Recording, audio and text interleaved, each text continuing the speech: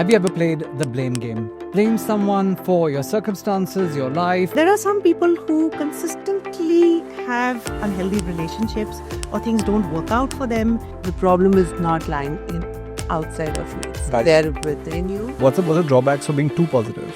So that will always be people who step up to you. I heard recently toxic positivity. The only person you can forgive is you. Yeah. There is nobody to forgive on the planet. Self-forgiveness is a very big thing. Most people, including me earlier, had this intense fear of being judged. How do you advise somebody to get past that? Have you ever played the blame game? Blame someone for your circumstances, your life. Well, maybe sometimes a boss, a partner, a parent, maybe even your children. Well, today on the Love Rollercoaster, we have an exceptional guest, Aradhana Tewari, someone who is a mindset transformational coach, someone who's doing amazing things with people. And on episode 10, you and I, along with Mrinalini, are going to find some real breakthroughs. Really looking forward to this one. I am Gaurav Bhagat, your co-host, and with me is Mrinalini. And of course, we have Aradhana as well. Aradhana, welcome to the Love Rollercoaster. Thank you so much for the flow. It's amazing. It's a pleasure to be here with you guys. And wonder what possibilities can we open up today. All right, so at the get-go, what do you have for our audience today? Everyone wants the best in life, be it in your relationship with your family, at work, and with your friends. But there are some people who consistently have unhealthy relationships or things don't work out for them, and they constantly having, fights, they're having issues, the friendships are breaking up. There are all these things going on and on and on. And generally the questions one then starts asking is, why is this happening to me? What have I done to deserve this? The thing that they don't realize is it all begins and ends with themselves. So we've got Aradhana here who's going to now bring a lot of things into perspective. So Aradhana, first of all, tell us a little bit about what you do. Yeah, thank you for asking. So I'm more of, I would say, a person who just distributes tools to make people happy, joyful. I believe that happiness lies within you and joy is within you, but people have forgotten that. So my main job is to actually wake up everybody to that consciousness of joy and happiness. So I spread tools of happiness and joy, basically in a nutshell. But yes, I'm a consciousness facilitator and I'm a transformative mindset coach. I do a lot of workshops, one-to-one tertiaries, and stress has become a next skin to us. So kind of how to go beyond stress. And as you were just mentioning that the major issue is our own selves, because people are searching everywhere outside in the world. Like, oh my God, he's a problem, she's a problem, they really need people to blame. And it's so amazing that I just feel that I created this podcast somehow, because I was like, can I go and tell the whole world, okay, guys, it's not outside. The problem is not lying in outside of you. It's there within you. And people are searching out, they're earning, they're doing their best. And I've seen so many cases coming to me where people have achieved everything in life, right? To money, to status, to life, and expenses, traveling, everything. Yet they're not happy. And then they are like, wow, what's going on with me? I'm so depressed. And they're actually pointing out to their partners or to their work or to the society they are living in. I look at them, TikTok tech, guys, it's within you, because they have gone so far away from themselves and they've forgotten that it begins from within. So I noticed one thing where, it is definitely an inner consciousness. I think people don't look within, right? So they're always looking for the next best thing, but they're not stopping to really give appreciation and value and gratitude for what they already have. And is that something that, one needs to talk to people about? Because you always like, oh, that is much better. This person is much better than my husband or my wife. I wish I had a relationship like that one. But you're not sitting and appreciating the good that your partner has within them, and all the little things you're missing out on. I won't blame them, Mrinalini. It's societal pressure. It's how we all have grown up. So it's very hard to say that they don't see it. They can't see it. They can't see it because they even can't see themselves. How would they see it in a partner, right? So for us, we were taught, look for everything outside you the day one we were born. By our parents, by our teachers, by our mentors, by our family. Everybody's talking what is outside. You have to have an acknowledgement from them. I'm a good boy. I'm a good girl. I was there, right? Right. So the entrainment that you got from your first parent, whosoever has brought you up, or your society, or the atmosphere and the environment you go now, you were like, you're not good enough. You have to prove yourself. But How do they go and look into themselves? And so there have been, it's like how they've been trained to look outside for all the problems. So nobody ever told them to look inside. And So- now, How would you tell someone to look inside? Like, what is the first thing you would tell someone to do? Like, for me, it's like when people come to me and we have a conversation, I keep watching them. I have this keen capacity of keep watching everybody very closely. And then I listen to their conversations and then I'm like, it's like, what is it actually anybody's looking for? Right. I ask them, what are you actually looking for? And anything, I've always said that anything that you have as an issue, first question back in your world, where are you doing? Are you aligning with it? Are you resisting it? If you're resisting it, still you have to turn your work inside. If you're even aligning it, you have already solidified it. So you have to turn back to yourself asking, oh my God, where am I doing this? Or where am I not willing to do it? That's the first go-to question. Why am I doing this again and again and again? There's it's trifle sequencing. It's like repetitively going back and forth to the same issue because that is something that has not been addressed. Like you will see that a lot of our lives we don't remember, not most of the things. But certain patterns we really remember of our parents or of our childhood, in the good moments, of the bad moments. Why do they keep coming? Have you ever questioned? What is it? What is it? For the simplest question to go is, what is it? And trust me, nobody can answer you. Even if the God comes and he can't answer you, only you know it. But it's funny that I always say that I charge people if they've met me once, like now you guys have, and of course you've met me earlier too. But if they say, I don't know, I said you have automatically 5 lakh rupees will be debited from your account and come to my account. Because that if you're ready to abuse you and say, I don't know about myself, then who would know? Then he's expecting me to know about you? How? Like if Mrinalini comes and asks you, Aradhana, what do I know? How do I know what you do? You know what to do, but you do not want to be wrong in front of other people. And that is exactly, I remember my childhood in the school. Even if I'm putting my hands off like this, oh my God, am I going to be correct? Or is it going to be a wrong answer? Is the teacher going to really say it in front of everybody? And he was so scared that he don't want to be judged. yeah, the fear of judgment is so big. Yeah. So the thing is, first thing first, it's very easy said than done that I will say stop judging it. But how to entrain is that my work that I put people into. I said, how you people have physical gym, you also require a mental gym every day. I do workshops, but I ask people to actually sign up for the whole year round because I be with them every day with them for an hour so that it's like a mental gym. If you're like leaving it, how your physical body goes after 3 months, your mental also goes. So this is a continuous job that we'll have to keep paying for. It's not one time deal. Right.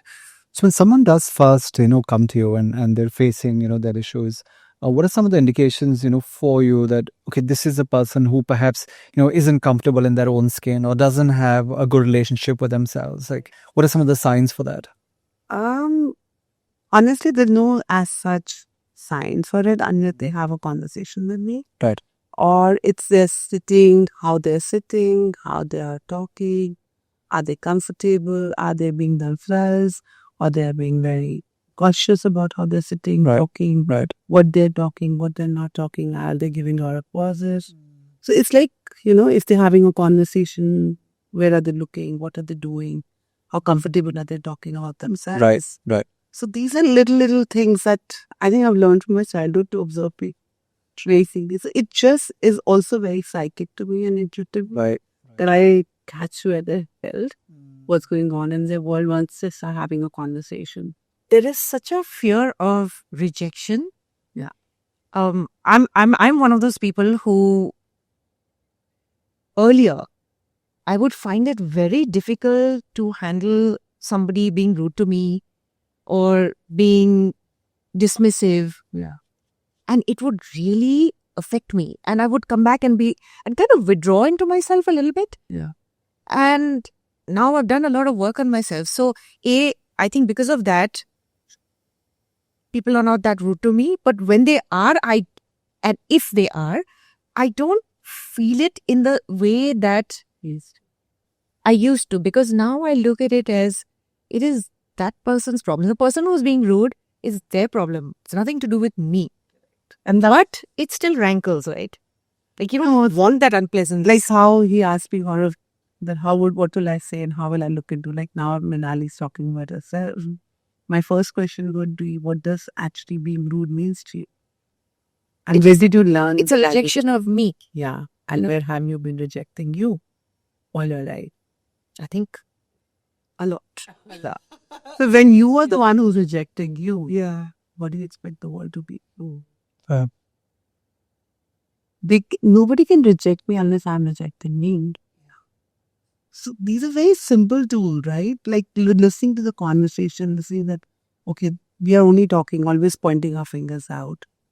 But you can only point finger and you only know the taste if you have tasted it. So how can you judge? Only because you judged you first, right? Yeah. So how did you see that that person is bad? Because you know you've already been there, you judged.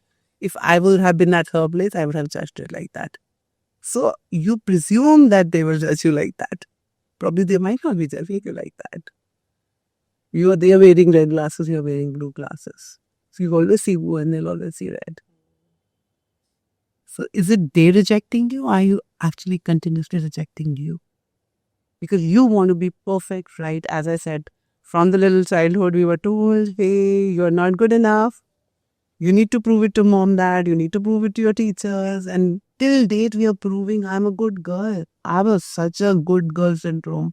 I can't tell it. My whole life. I think I do too. I have beaten myself to hell. I still at times catch myself. That I'm like, shit, I'm maybe good banna hai. It is crazy. I have the same thing. I think one thing is, you're right, like about the parents thing. My parents, they were really amazing. Lots of love, just everything that they could do for us, they did. But the one thing I remember is that they were so focused on good behavior and you can't be rude to elders and all of these things. And something that I keep telling my kids also. But because of that, I took it in a way that you can't say anything to someone who's elder to you. Yeah. And even if they're being extremely rude to me earlier, being rude to me or, screaming at me for something I didn't do, I would just not be able to say anything back. Now, this is something I've realized. And now I tell my children, I'm like, listen, even if it is me, even if it is anyone who's yelling at you or blaming you for something you haven't done, speak up for yourself, right? Be respectful. Don't do your, don't start screaming at them and calling them names and things like that. But be very respectfully, stand your ground and say, I didn't do this. Yeah.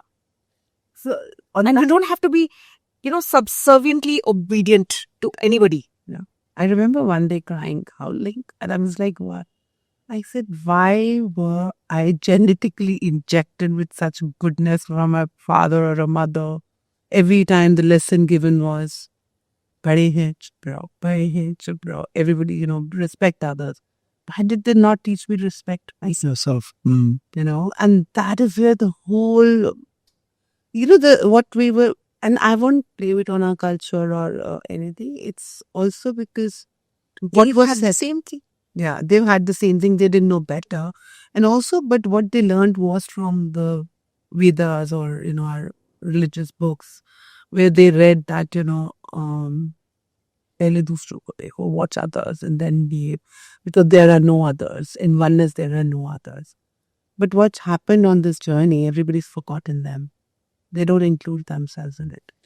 And do you think it's changed a bit now with the youngsters today? You have a young son. We have young kids as well. Do you think they're approaching things differently, where it's kind of become a little bit more about them rather than everyone else? So you see And that's that? another extreme. That's an extra other, because they have seen this way and now they're on the other extreme. So to maintain that balance is where coaches like us come in. Sure. I remember that so many times that I've got off my work and I'm like, why am I even working? Who am I to tell anybody what to do and what to do? Because that's the game. But then I'm like, there are a lot of people that probably just required to hear one word of mine and they might change Sure. and may get that balance. So yes, because we have been so frustrated. So our kids have been at a very different stage. Right. So also they're still missing themselves because they've also been brought up by us who have never seen our own selves. Yeah. So somewhere deep down, they're also holding some genetical Right, issue there. right. So yes, it's changing. That's when the consciousness is waking up and each one of us waking up to their own side. It will go to another extremity and finally, eventually, it'll start balance. Going back, yeah. And I kind of think about that, because their lives are being lived on, Instagram, and it's about who's done what, got what, traveled where, seeing who, wearing what, how pretty, how beautiful, how handsome. So I think there's even more comparison happening for them than ever before. I think it's not for them; it's for us. For them, it's a regular because that's where they have been born. They're born into that, but we can see it from that aspect that there's a lot of competition. For them, it's very natural. But yes, they're not really fascinated by it. We are more fascinated by it. Because for our generation, has seen both this and that. Sure. So they're like, why are you even concerned? So, but the thing is, but they're also not having the contact with themselves. Right. End of the day, that issue is still the same issue going on. They think they're taking care of themselves. They think that they're only thinking of themselves. No, they are thinking of themselves from a very different selfish background. Not from the selfless level or what actually truly I want. So as you were discussing just before we started, is inferiority and superiority the same? Is it different? No, it's not different. It's same. Yeah, because everyone says, oh, he's got a superiority complex. Oh, this one's got an inferiority complex. But actually, they're the same, right? They are the same because that is both based on judgment. Both based on judgment. Good judgment, bad judgment. There is no polarity. The idea in oneness is to weave the polarity into oneness, right? Yeah. So we're stuck into the polarities, right and left, good and bad. And I think if we actually take that off from good, bad, right, wrong, we finally eventually come to the lightness of it. Is it light? Is it making me smile? It is making me peaceful. Let me do it. But we don't even think about ourselves. I remember when I started this journey and I was working on how to love myself. I said, I do love myself. I go to the parlor. I take care of my health. I walk. I do everything. And every basic need has been taken care of. And this is, no, that's not called love. I said, what do you mean? Then what is love?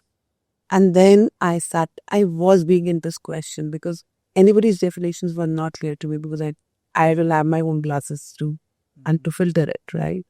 So I kept asking this question for months and years. It took me, what am I? What's me? What's me? What does loving mean? Until one day the dawn, it's like it broke onto me. I said, oh shit, I don't even ask me. If I want to say no, I'm saying yes. I don't want to be sitting in this room and then I'm sitting in this room.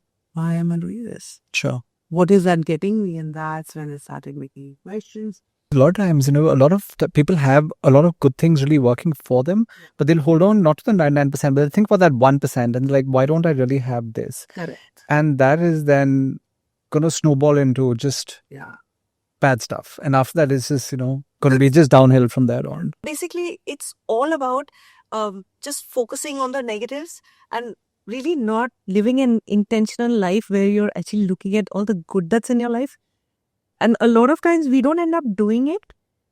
It's only when you really start looking deep into yourselves, when you start really self-introspecting, and it comes from, again, intentional, conscious living. And a lot of people don't do that. True.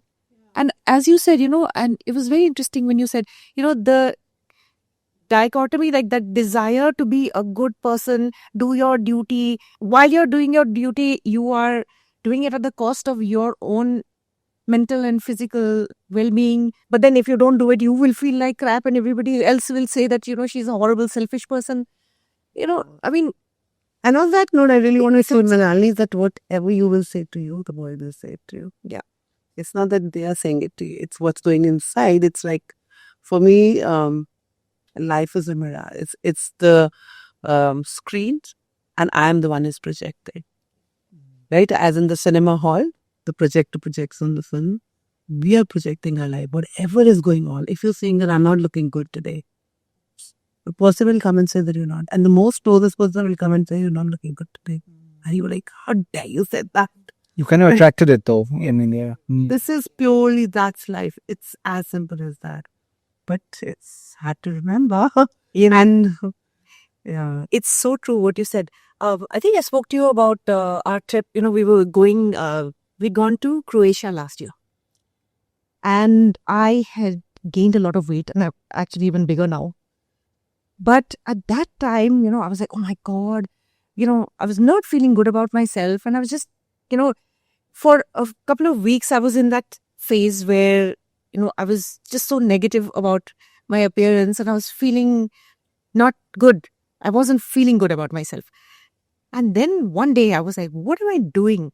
I mean, it's been 8 years that I've been working on myself, working on being kind to myself, working on loving myself.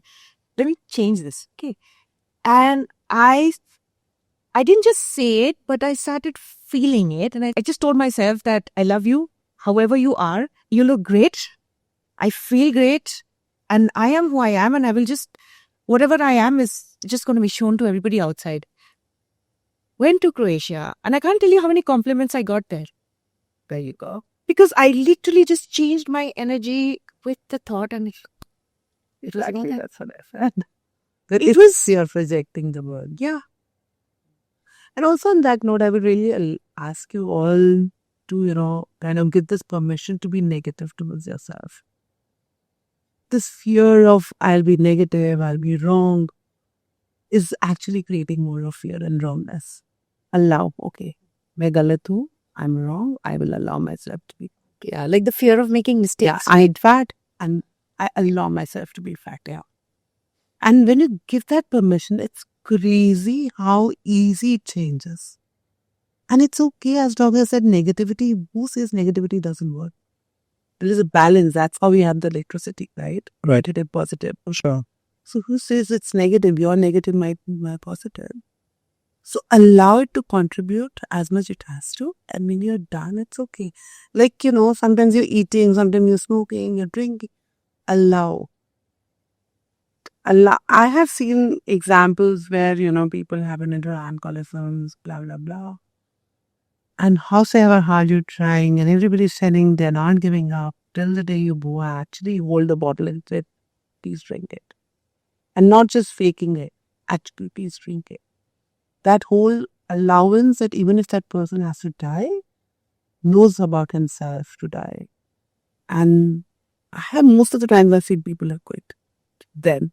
But it took so much of courage to get to that point of putting that bottle in front. When you mentioned negative, and even the positive aspect, sometimes do you think it's also a drawback when someone's like too positive?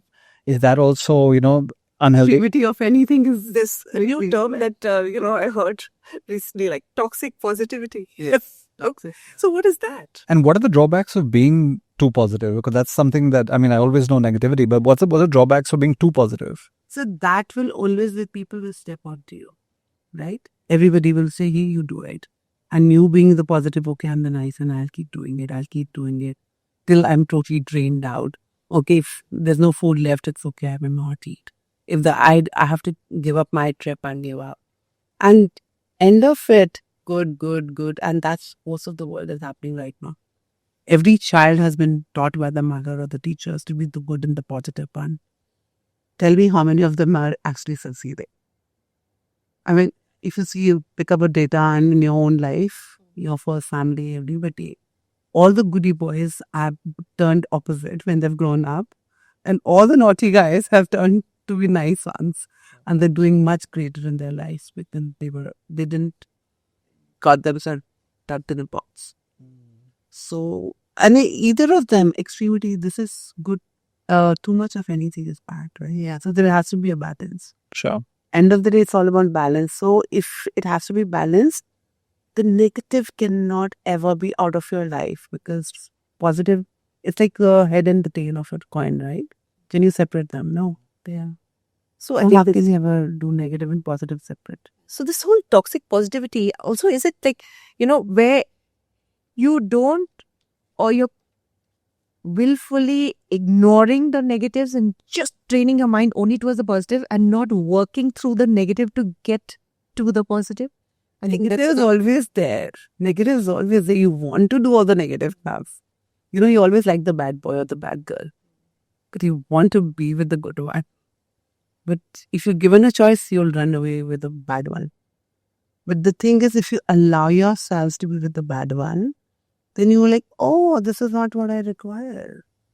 That was my journey. The go through it, right? Yeah. To get out onto the other side. I went through it and I actually watched it, and I was always so attracted to this bad bad girl syndrome. And I remember one of my friends mentioning once we were walking, and he just said, "This is yeah, चाहिए सबको bad girl hoti hai." And girls also always like the bad man, no? And I looked at him and I said, I'm correct, yeah. I never noticed that thing. Because good guys are not exciting. Yeah, they're not exciting. They're boring. They're sitting at home. They're chilled out, quiet, and family dinner, doing everything nice. And these are like, all right, everyday partying, having fun time with all the women, men, either of the gender are not specifically male gender. Yep. But then they're having that fun. But that is their capacity. They can only do that much. Yeah. If they are this, they will always be this. But when you have to settle down, you cannot settle down with a person who is all the time out and, flirting and having fun, whether it's a woman or it's a man. So you need a different character to be with, and there's a different character to have fun with. Because it's not a wrongness. And I always say it's not wrong to actually fall for somebody. But if you're clear in your world, if you know you will know this is for how much time and this is for how much time. I don't even believe in infidelity. It's like, it's crazy. It is just a different choice. Yeah. So what does it say about the person who is looking for the bad boy or the bad girl? It's because we were said no all the time not to do this. It's like, if I tell you, Mrinalini, don't just go behind this wall. Please, so today don't go. Okay, please, just for today. Like, what is it, Aradhana? I have to go there, whether it's empty there. So we were always told not to be attracted to these kind of people, not to be having pizza, not to be having burger, not to have the French fries. You end up eating all of it. So if you will be allowed, it's crazy. When I had this clearing in my head, I just run when the bad guys are around. I'm like, no way. I sense them. I play with them. I am happy. I'm like, okay, good. Bye. Oh yeah. Bye. But does it also come from a little bit of a lack of self-esteem? Initially it did. Yeah. Initially it did. Not because you, but generally? Like no, but generally also, I will only see the world as I be. Yeah. So generally also when I people would see with this, yes. And I'm telling you, those bad girl and bad boys are an amazing gift to the society. How people say negativity is not good. I say it's beautiful. Because those are the people who actually bring up the self-esteem. As you said, the people, the women, say we take an example of bad boy, right? So a bad boy can actually bring up that beauty in those women, saying, hey, maybe they just like you for your body or they just like you for your fun time. But they are beautiful. But that woman is actually dying to hear that. Okay, somebody can find niceness and nuance and kindness and doing. Yeah. And that just changes the world. Even if it was 1 second, 1 minute, it changes. Yeah. But then again, how sustainable is this? Like, if you're looking for validation from someone else to keep feeling beautiful, the minute that person stops saying that, Yeah, you start feeling ugly again, right? nobody can make me rock. unless I allow them to make me react. So how can they see me, make me feel good about me or bad about me? They can't. The best is other person is so happy and jovial. So say I'm a very happy, jovial person. I enter the room. I will make the room not jovial. It is my energy that you're seeing. And some people are jealous about me. Some people are very happy around me. Some people will leave the room. But I won't give up myself. Anytime I thought I did something wrong or something, I would beat myself up so badly. Now I'm learning to give myself grace. Okay, I did this. It may have been a really stupid thing to do or a stupid thing to say, and I'm embarrassed. But anyway, forget about it. It's gone. It's done. And perfect. It's human. I think that's the most beautiful thing. Okay, you can do it. And Did it? forgive yourself also. Self-forgiveness is a very big thing, isn't it? The only person you can forgive is you. Yeah. There is nobody to forgive on the planet. Because you never did wrong to anyone. There are no others. You see yourself in everybody. If you start seeing nice in you, you'll start seeing nice in everyone. If you see bad shit in you, you'll start seeing bad shit in everyone. But then sometimes you can be too trusting also of people who don't have good intentions. Why do you have to trust them? You have to trust you. I trust you, yeah. People trust others. I said trust you. Yeah. Like my husband would ask, my bacha would ask, I also, they say, you don't trust me? My answer is always, I trust me. So I trust that I will make the right decision for my... I just say I trust me. Yeah. I never clear it to anybody. I'm like, I trust me. However close relationship would be, it would be my mother, it would be my husband, it would be my child. I have learned it. I just trust me. And what does that mean exactly in your life? So it's like, if I know this man is going to not put the pot seed down, this man is not going to. So if I met this person doing certain things, when I met him, he's going to be the same. Yeah. I don't expect him to change. Can I go around it? If this person is lying, will all through my life, they'll lie. If good luck, good bonus, they don't. But then I am going forward with it. I trust me. It took me almost 18 years to get this. There's one general underlying issue that everyone who comes to you comes with not knowing themselves. And as you exactly put that, everybody's pointing a finger outside. And my very simple recipe is go inwards. People are trying to change your seeing outside. I'm saying go inward and change for out. If something is not working in your work, in your love life, or any area of your health, of your body, you twist one button here, it'll change here. And people are trying to change this. How will you change this? Godzillion people there. But again, it's a complete lack of awareness, right?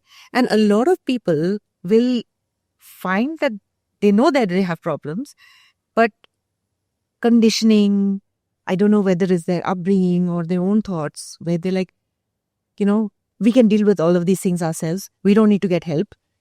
All these things, we're man enough to deal with this. Yeah. And I think that's where the problem comes, right? Because issues that you have, internally, mentally, it's as bad as a sickness. It's like, your kidney getting damaged, you're going to a doctor. Yeah. And if you have issues where you're not being able to understand yourself, you're not being able to understand why things are happening to you, if you're being pulled under by forces where you don't understand why I'm feeling so low. I mean, I would say if you don't understand what's going on, get help. No, but how many people want to change it? So that's the thing. No, so that's also a judgment, Mrinalini, that they're wrong. Maybe they're very happy, they're pathetic and victim mode. I asked this question to a lot of gurus, like every modality. We used to go, my in-laws used to go and visit a lot of such places, and we end up meeting all the gurus. And I used to say, why are we so privileged coming and meeting you directly? There are people standing in the queue. This is because they're asking for something else and you're asking for something else. You only feel life, so you are not interested in money. You're interested beyond that, right? So it is like, if you have to find your path, you will find. I was like, why am I reaching Aale Jaldi se, right? And a lot of people, that's what they said to me. This is, everybody is on their own journey. Don't judge it. Eventually, I got validated. Finally, I got relaxed when the Actors Consciousness, Gary Douglas is the founder. I remember in Mumbai, I was doing this class with him, and I was watching as I said, I'm a keen observer, and I was coming on my way to the hotel, and I was watching people, and you feed Mumbai how it is. So I was like, but they're happy living like that, right? So I actually came and said, how can people so choose not to have money and choose such pathetic life, living on the roadside and all? And he just said me, he says, darling, because you have money, we think people will be happy. Money is not the reason. They are actually happy where they are. And I was judging them for because you think money can make people happy. Right. Money is not the problem. If you can have money, they can also have money. But they're not choosing to have it. So they're not choosing to be conscious, and which I realized was this journey of my 14, 15 years. That people not choose to be conscious, they will choose a reason, coping mechanism, or a reason to avoid being more conscious. So, one question for you. Most people, including me earlier, had this intense fear of being judged. How do you advise somebody to get past that? I'm not saying get over that. You never end up really getting over it. But how do you help people get past being able to not care about what somebody else thinks of them, or if they're making fun of you for doing something, not withdrawing into yourself and not doing that again? But how can you help someone say, you be you and don't give a damn about what that other was also? A lot of stuff for that, but the first thing, easiest is I would say STOP, stop. Stop judging it.